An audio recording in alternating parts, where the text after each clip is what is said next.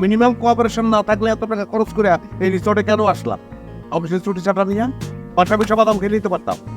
আমি বলছি যে টাকা পয়সা খরচ করে রিসোর্টে চলো, সেখানে বসে বাদাম খাবো। তোমার যদি এত ইচ্ছা করে তুমি রিক্ত বস্ত্রে গিয়ে সাঁতার কাটো। পাগল। আমি তো পাগল। আচ্ছা পায়েল, তুমি কি বাংলা বুঝো না? তোমার কথা আমার বাবার মনে পড়লে আমি কি করব বলো? One more please.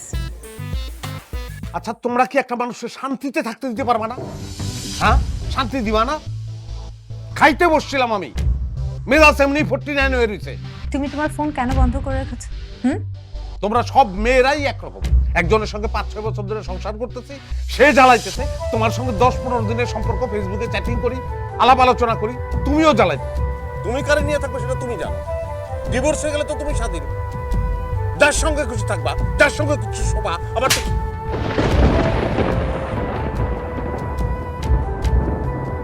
এত ভনিতা না করলেও পারতা, বলতা, মুক্তি দিয়ে দিতাম তোমাকে। হ্যাঁ, মুক্তি আমি চাইছি, কিন্তু তোমার কাছ থেকে না।